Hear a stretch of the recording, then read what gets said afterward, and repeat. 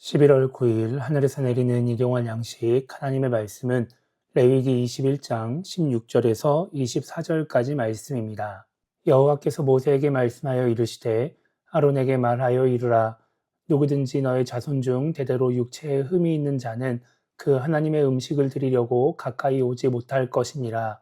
누구든지 흠이 있는 자는 가까이 하지 못할지니 곧 맹인이나 다리 저는 자나 코가 불완전한 자나 지체가 더한 자나 발 부러진 자나 손 부러진 자나 등 굽은 자나 키 못 자란 자나 눈에 백막이 있는 자나 습진이나 버짐이 있는 자나 고환이 상한 자나 제사장 아론의 자손 중에 흠이 있는 자는 나와 여호와께 화제를 드리지 못할지니 그는 흠이 있은즉 나와서 그의 하나님께 음식을 드리지 못하느니라.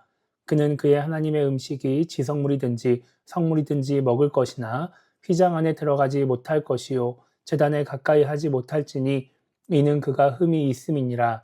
이와 같이 그가 내 성소를 더럽히지 못할 것은 나는 그들을 거룩하게 하는 여호와임이니라. 이와 같이 모세가 아론과 그의 아들들과 온 이스라엘 자손에게 말하였더라. 아멘.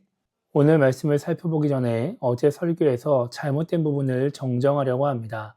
어제 설교에서 제사장이 가족의 사체도 만지면 안 된다고 말씀드렸는데 가족의 사체를 만지고 가족의 장례를 치르는 것은 허용되었습니다. 다만 다른 사람의 장례에는 참여할 수가 없었습니다. 혼란을 드려서 죄송합니다. 오늘 우리가 읽은 말씀은 성소에서 일할 수 없는 제사장에 대해 기록하고 있습니다. 17절을 보면 하나님은 육체에 흠이 있는 자는 하나님의 음식을 드리려고 가까이 오지 못할 것이라고 말씀하십니다. 성소에서 하나님께 제사를 집례하는 역할을 할 수 없다는 것입니다. 그러면서 18절부터 21절까지 육체에 흠이 있는 사람에 대해 말씀하시면서 이렇게 흠이 있는 제사장은 하나님께 화제를 드리지 못할 것이다. 번제단에 제물을 불태우는 제사를 드리지 못할 것이라고 말씀하십니다. 그런데 22절에서는 그는 그의 하나님의 음식이 지성물이든지 성물이든지 먹을 것이나 라고 말씀하시면서 제사장이라는 직분을 가지고 제사장의 권리는 행사할 수 있다고 말씀하십니다. 다만 휘장 안에 들어가지 못하고 제단에 가까이 하지 못하고 성소를 더럽히지 못한다고 반복해서 말씀하실 뿐입니다. 오늘 말씀을 통해 우리가 생각해 봐야 하는 것은 흠이 없어야 하는 이유입니다. 오늘 말씀을 문자적으로 이해하면 하나님이 비인격적이라는 생각이 듭니다. 아무리 옛날에 주신 말씀이라고 해도 장애가 있거나 다친 사람을 육체에 흠이 있다고 표현하면서 성소를 더럽힌다고 말씀하시기 때문입니다. 지금 시대의 이 말씀을 읽으면 하나님이 사람을 차별하는 것 같고 하나님은 흠이 없는 사람, 육체적으로 문제가 없는 사람만 좋아하신다는 생각이 들기도 합니다. 그런데 오늘 말씀은 육체적으로 흠이 있는 사람을 무시하거나 차별하는 말씀이 아닙니다.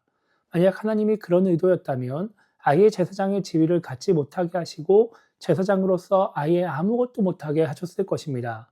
그리고 제사장의 권리도 행사하지 못하게 하셨을 것입니다. 그러나 하나님은 그렇게 하지 않으십니다. 단지 직접 제사를 드리는 일, 회막에서 하는 일만 못하게 하실 뿐입니다.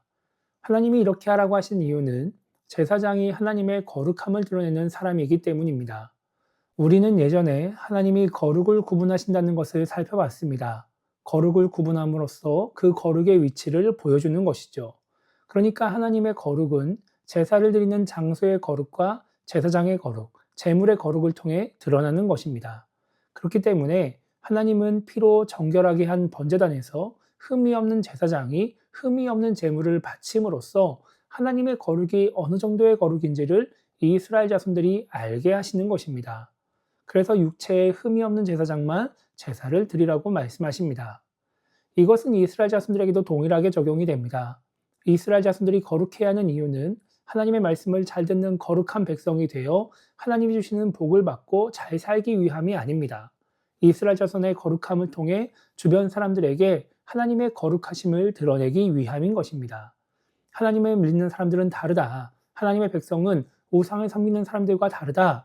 그들이 섬기는 신은 다른 신들과 다르다. 이런 것을 보여줘야 하는 것이죠. 이것은 지금 우리도 마찬가지입니다. 우리가 구별된 삶을 살아야 하는 이유는 우리 자신만을 위한 것도 아니고 하나님께 잘 보이기 위한 것도 아닙니다. 우리의 거룩한 모습을 통해 주변 사람들, 하나님을 믿지 않는 사람들에게 하나님이 어떤 분이신지를 드러내기 위한 것입니다. 하나님은 하나님을 드러내기 위해서 우리를 부르신 것이죠.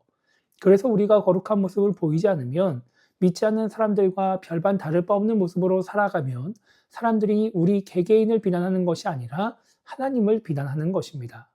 나의 거룩하지 않은 모습으로 인해서 나의 개인적인 명예가 실추되는 것이 아니라 하나님의 영광을 가리게 되는 것입니다. 반대로 우리가 구별된 삶을 살고 올바른 삶을 살면 우리가 영광을 받을 뿐만 아니라 하나님도 영광을 받으시게 됩니다. 하나님의 위대하심이 드러나는 것입니다. 그래서 오늘 하루를 시작하며 우리가 이렇게 기도했으면 좋겠습니다. 내 주변의 사람들이 나를 통해 하나님이 어떤 분이신지를 알게 된다는 것을 잊지 않고 살아가는 신앙인이 되게 달라고 기도했으면 좋겠고요.